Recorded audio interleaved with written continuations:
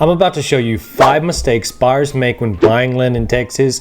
Mistakes that'll cost you thousands or worse, leave you stuck with land that you can't even use. And the big one is due diligence. Skipping your due diligence or not having the right items in your checklist to perform your due diligence. Yes, you must be in love with the property. It must make sense for you, but I see people fall in love with the property and completely skip the due diligence part.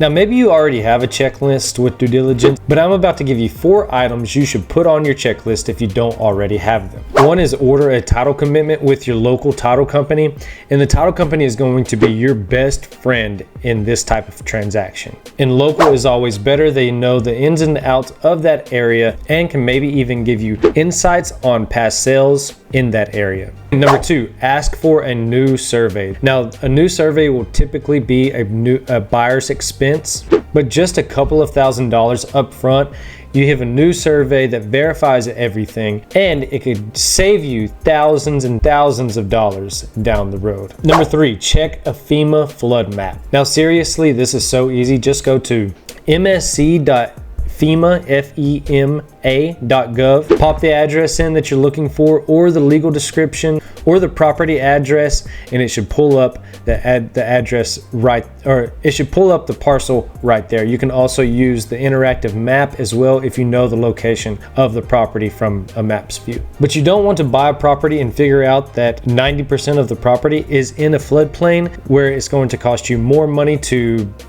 build above the floodplain line, or devalue the property almost 50% if you try to resell it. Now with Texas, because the soil changes so much, you're going to want to get a geotest if you're planning to build something or develop anything. It's obviously not the sexiest thing, but it is crucial. It is literally the foundation of your plans, so don't skip it. For instance, Taylor, Texas is an area that I cover, and it's notorious for foundation issues for anywhere from 5, 10, 15 years, especially plus. There's more than likely 80% chance that that house or property is going to have foundation issues or have already had foundation repairs. This is one of the most important pieces of buying land in Texas if you're developing the property or building a home, so do not skip it. Now let's move right along. One little question here.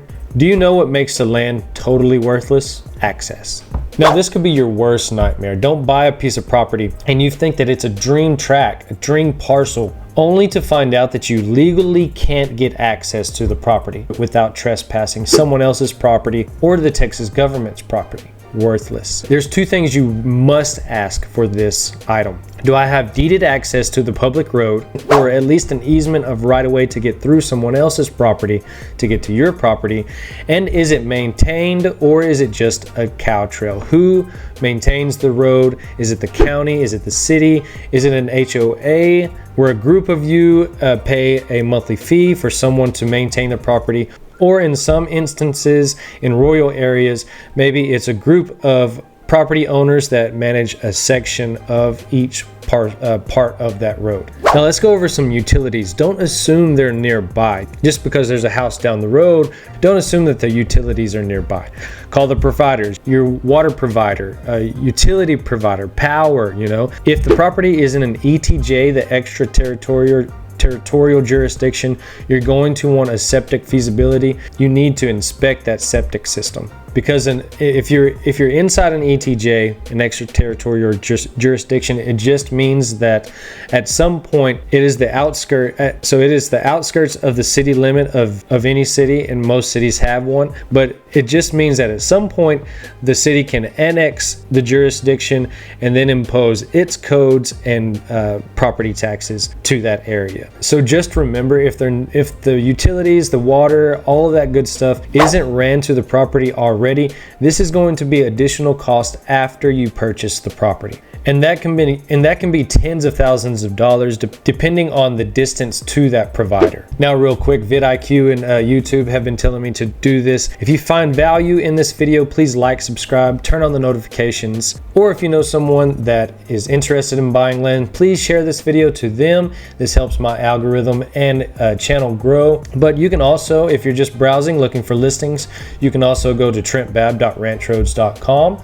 My website updates instantly instantly. Any new listing that pops up, it gets there before Zillow and Realtor.com. My website will learn what you're looking for, the certain criteria you look for, and it will detail and tailor those listings to be sent to you directly. Okay, let's move right along to segment 3, understanding water and mineral rights. So in Texas, it doesn't mean that you own the minerals or the water that's underneath it. You've got to ask, are the mineral rights conveying? And at what percentage does the seller own of those mineral or water rights that's going to convey to you, the buyer? And are there any current leases on the property? Mineral lease, a water lease, cattle lease. You must know and read the lease agreements, because they're going to have access to your property per the agreement. And if you have a cattle lease, make sure they're in an ag exemption. And if they're not, you may want to get them to apply for one if they've been producing cattle income within the last 5 years. And can you drill a well? You may ask the seller, they may know that already. And how deep do you have to go to reach usable water? For that question, again, the seller might know that answer, or the listing agent might already know that answer. But if they don't, then this is going to fall on you. Or if you're working with me, I would do this for you, to some due diligence before it, but you're going to need to check with the groundwater conservation district in that county. They're going to tell you what you're allowed to do and how far you're going to need to drill the well to get that usable water. Now let's go with segment 4, understanding the real cost of buying land. I talk to homeowners all the time wanting to go and buy land for a future home, and they always get caught up on just the sales price, and I factor in, okay, where is it? Are you going to need to build a new road? Fences, okay, utilities. These are all expenses after the closing costs of it. Do you have a lender?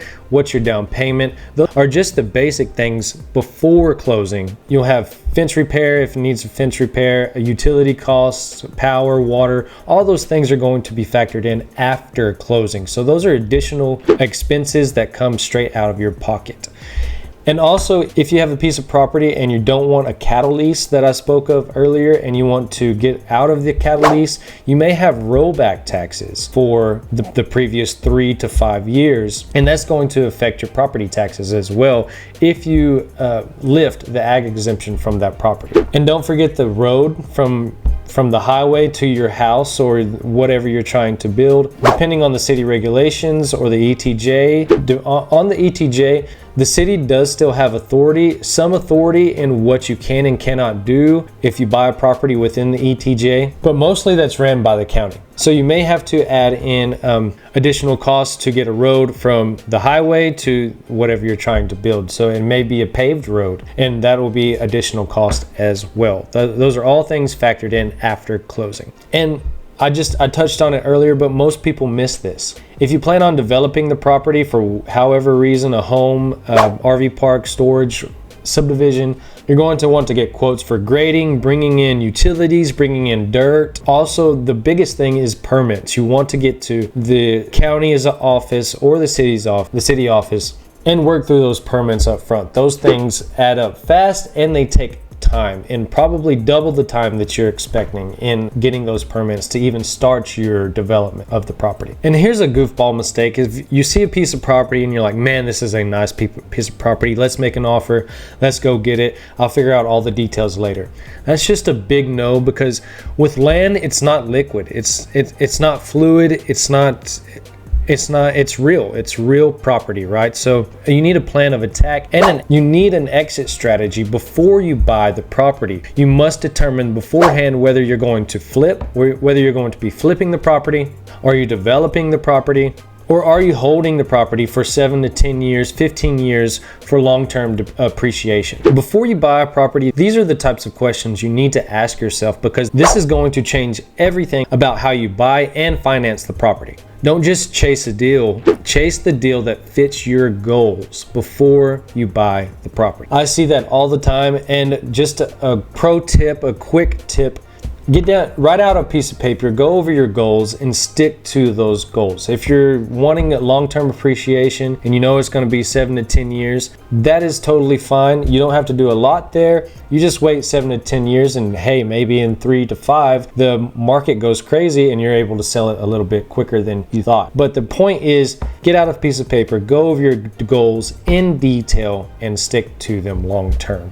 All right, so I hope this video provided value today. Those are 5 mistakes you don't want to make. If you want a quick checklist to walk you through the smart land purchase, leave a comment below. Just comment Texas land checklist and I'll send you a link with my personal checklist. And hey, if you've bought land before, drop a comment below on some of the hard lessons that you've learned so that the viewers here can learn from your mistakes. But until then, I'm Trent Babb, your Central Texas real estate buzzard. And if you've been wondering about the Bell County land market, you can watch my latest video, Bell County Market Update, right here on the next video. And also please subscribe for future updates if you're interested in the land market in Bell County. Thanks for watching this video, and we'll see you on the next one. To whoever may need this nugget of encouragement, things will be alright, so quit your worry. I get